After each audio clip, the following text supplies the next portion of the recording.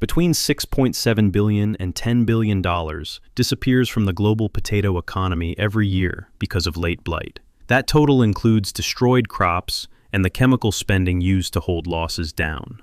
The organism behind this damage is Phytophthora infestans, and it is not a true fungus. It is an oomycete, a water mold closer to brown algae, and it is now breaking the two newest fungicide classes at the same time. This is not only a crop health story, it is a supply chain, credit, insurance, and regulatory story moving all at once. In this episode, we trace how one pathogen can trigger processor stress, farm defaults, and food price pressure. We also map what still works before resistance closes more options. The stakes are no longer seasonal, they are systemic. On average, late blight removes about 17.2% of global potato yield. In sub-Saharan Africa, losses can reach 60% in a bad year. At that level, the problem stops being a farm problem and becomes a food system problem. The global average hides where pain is concentrated. Uganda alone absorbs about $129 million in annual damage. In Ethiopia, tuber destruction can run from 71% to 83% during severe seasons. In southern India, heavy outbreaks can approach near total wipeout. These are not edge cases anymore. Russia can lose around 66% in major outbreaks. In the United States, the annual burden exceeds $287 million. That is roughly $507 per hectare planted. The same biology produces different outcomes, but every major region now pays. None of this started yesterday. The pathogen reached Philadelphia and New York ports in 1843. Within 2 years, it had spread across 17 states and provinces. Then, it crossed the Atlantic. By autumn 1845, it reached Ireland. The Irish potato famine then killed about 1.5 million people. Another 1.5 million emigrated, many to the same American cities where the pathogen had arrived first. Disease movement and demographic change became one story. A modern warning came in 2009 in the eastern United States. Infected tomato transplants sold through retail channels met unusually wet weather. Agronomists called it a perfect storm. National tomato yield losses moved above 7%. What makes Phytophthora infestans so effective is basic cell biology. Its cell wall uses cellulose instead of chitin. Many broad-spectrum fungicides were not built for that target architecture, so chemistry starts at a disadvantage. The pathogen also loves a common weather window. It thrives around 15 to 20 degrees Celsius in humid conditions. Under those conditions, a single 1 square centimeter lesion can release up to 20,000 airborne sporangia per day. That reproduction rate turns short wet periods into major events. For more than a century after leaving Mexico, global populations were mostly one clonal lineage, A1. Sexual reproduction needs both A1 and A2. Without both, spread stayed mostly asexual, and many sporangia failed between seasons. That changed in 1984. A2 appeared in Switzerland in 1984. 6 years later, it had reached England, Wales, the Netherlands, the United States, and parts of Asia. Once A1 and A2 coexisted, sexual recombination started in field. That opened a new evolutionary phase. Recombination produced thick-walled oospores. Those oospores can survive in soil for years and bridge off-seasons without a living host. Genetic diversity then accelerated. Infection cycles shortened and multi-class resistance emerged faster. Now place that biology inside current market structure. The global potato economy was valued around $40.97 billion in 2023. In the United States frozen segment, 4 firms dominate: Lamb Weston, McCain Foods, J.R. Simplot, and Cavendish Farms. Together, they control about 98% of a $68 billion market. Around 75% of commercial potatoes move under forward contracts. Those contracts commonly lock near $11.75 per hundredweight. Uncontracted spot potatoes can crash to roughly $3 to $6. That spread is stable only when disease pressure stays moderate. When blight destroys contracted acreage, force majeure starts appearing in sequence. Processors still carry fixed-cost plants that need continuous throughput. Idle lines bleed cash immediately. Then buyers rush into thin spot supply and push prices higher. All four processors now face federal antitrust class action suits. Plaintiffs argue the firms used potato track analytics to coordinate pricing and divide markets. Between 2021 and 2024, frozen potato prices are alleged to have risen 62%. The claim says this happened even while key input costs stabilized or fell. Damage also continues after field infection. Rain can wash spores from foliage into soil and then into developing tubers.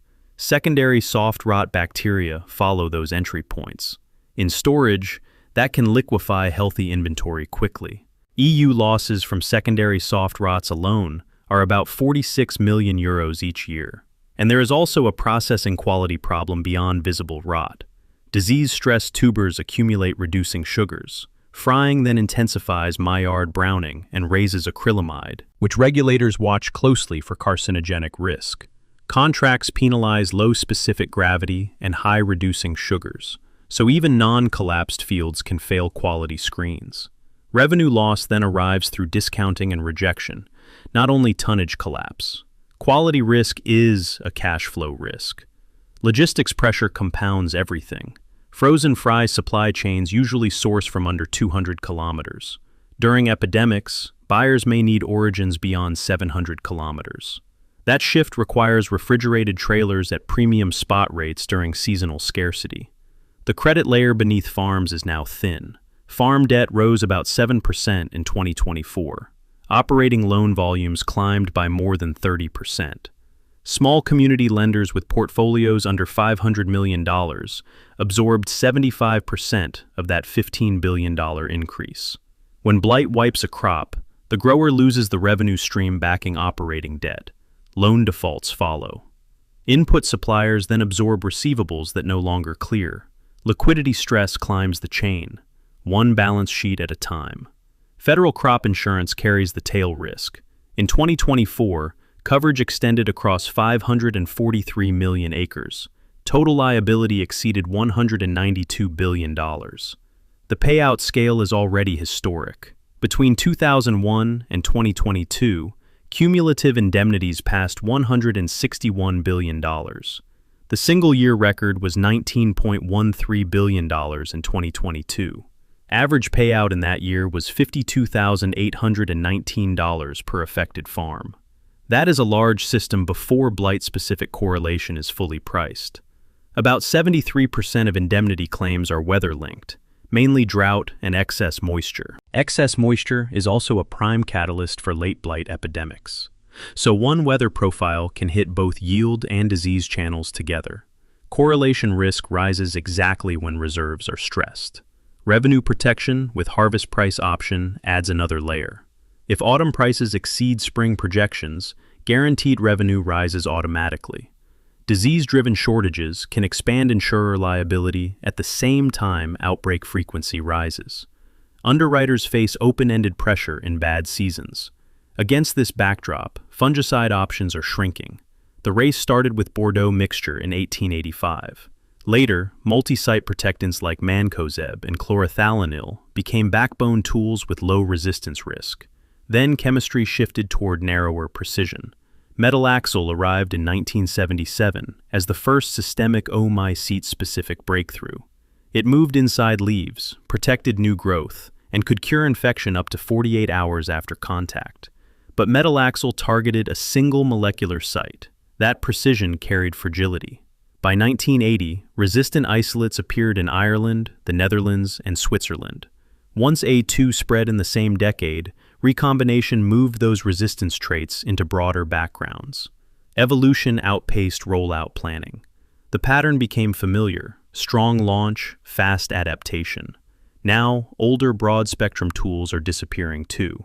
The EU banned mancozeb in January 2022 after endocrine disruptor classification.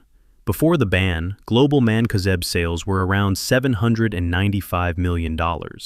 A core multi-site pillar was removed. The EPA also tightened chlorothalonil sharply. In Michigan, sandy soils, seasonal limits fell from 16 pounds to 6.5 pounds active ingredient per acre. That reduced available buffer in high-pressure windows. Programs had to lean harder on single-site chemistry. Demand shifted towards cyazofamid, mandipropamid, and oxathiapiprolin. These products can control disease very well, but single-site action increases resistance selection pressure by design. The replacement cycle also keeps getting more expensive. Bringing one new fungicide to market cost about $195 million in 1995. By 2016, that figure had climbed to $286 million. Growers still need immediate control while pipelines slow. In the United States alone, annual late blight fungicide spending is about $77.1 million. Resistance is no longer a future threat. Euroblight surveillance now tracks EU36 at roughly half of European isolates. But the bigger warning is lineage stacking, not just prevalence. New genotypes are breaking unrelated modes of action in parallel. In Denmark, during 2021, mandipropamid performance dropped suddenly. Molecular work found a single nucleotide mutation in a cellulose synthase gene. That mutation conferred full resistance to the CAA class. By 2023, EU43 represented 23% of samples across 10 countries. Then, pressure deepened again. EU43 and EU46 both developed high-level oxathiapiprolin resistance from a different chemical family. By early 2025, EU46 alone reached 23% of UK samples. Two independent modes of action were compromised in overlapping lineages. There is one useful counterexample. EU37 had shown clear fluazinam insensitivity. Coordinated regional reductions in fluazinam use cut selection pressure. By 2023, EU37 dropped to just 1.8% of the population. That result shows resistance management can work, but it only works with fast surveillance and coordinated response. Layered data means wrong sprays and faster selection. Timing now matters as much as chemistry. Decision support systems are the operational bridge. A meta-analysis of 80 field experiments found DSS-guided programs cut fungicide use about in half versus calendar sprays. Median applications fell from 7 to 4. That is a 43% reduction, with only about 2% disease difference. In Great Britain, the old Smith period model had guided decisions for 60 years.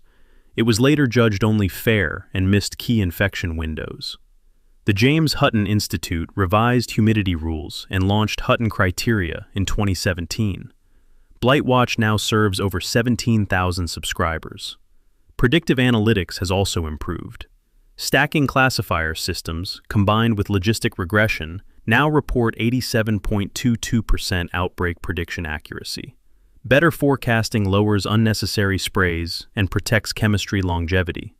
It also improves margin stability for growers under tight credit. Long-run resilience still points to genetics.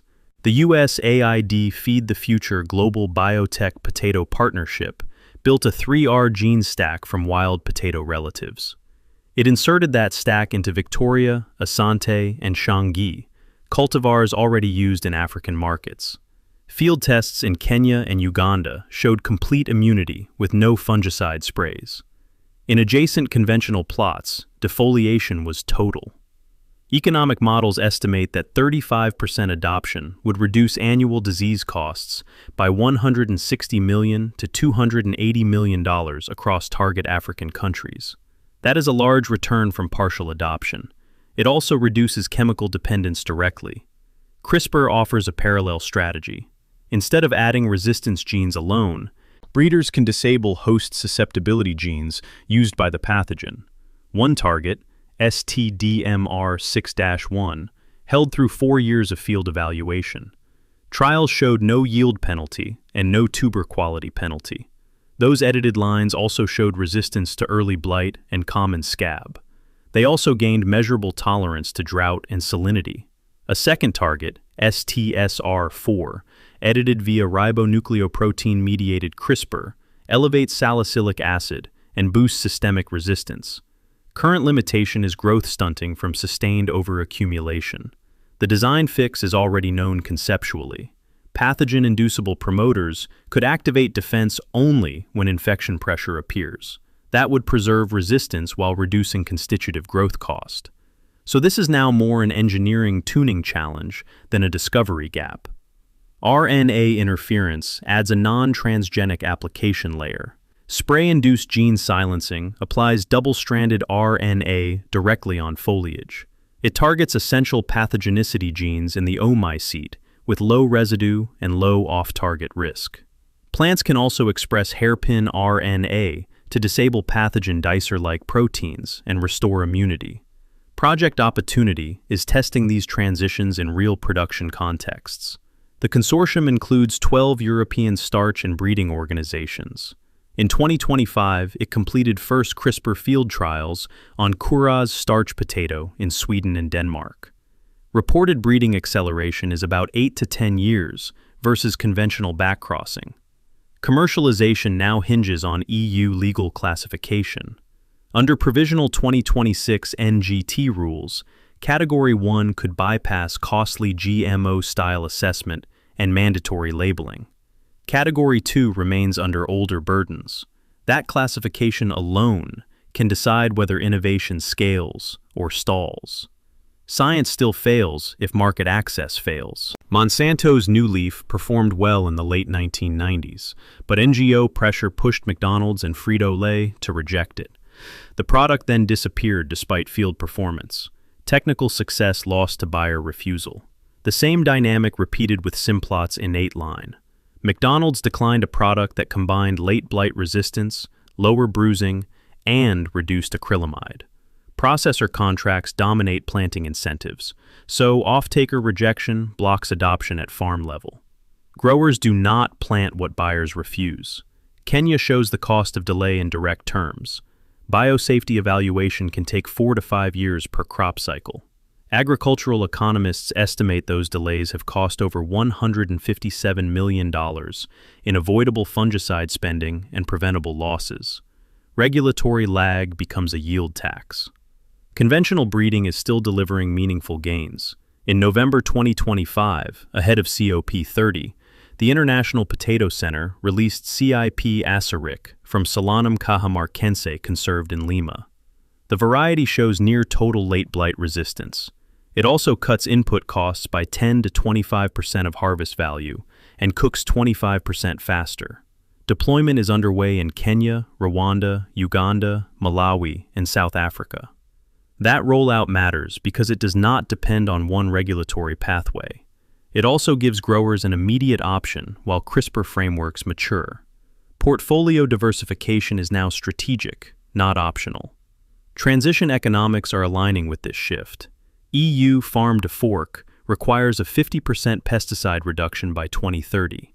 The same framework targets 25% of EU farmland under organic management. Policy direction is pushing lower chemical systems regardless of disease pressure. The biologicals market is projected to reach $29 billion by 2030 at a 14.3% compound annual growth rate. Biopesticide registration can take under 1 year versus roughly 3 years for synthetic products. Manufacturing costs are also falling. Circular economy fermentation using agro-industrial byproducts can cut production costs by 35 to 59%. Surveillance economics also look favorable. UK fight against blight processes up to 1,500 DNA genotyped field samples per year. Program cost has been about £285,000 annually. Estimated prevented losses of £2 million to £5 million imply return on investment between 7.5 to 1 and 18.5 to 1. Field economics confirm the operational path. Moderate baseline resistance alone can protect over €1,000 per hectare without chemical sprays. Best net returns usually come from resistant cultivars, plus reduced dose mixed programs guided by DSS. Those programs remove about 30 to 50% of spray passes while cutting diesel, labor, and machinery depreciation. This pattern now repeats across crops. Banana TR4 exploited clonal uniformity, and citrus greening rewrote Florida juice economics. Late blight exposes the same architecture: concentrated chains, susceptible cultivars, shrinking chemistry, and regulation that removes old tools while slowing new ones. The biological threat is different, but the system weakness is familiar. Resolution now depends on 3 timelines moving together. First, regulation must distinguish gene editing from transgenesis. Second, processors must accept resistant cultivars in real contracts. Third, farmers need practical DSS access, so biological integration pays in season. If even one timeline stalls, compounding continues. The annual burden stays near $10 billion and keeps rising under resistance pressure. So the real question is no longer whether late blight is dangerous. The question is whether institutions can move as fast as evolution.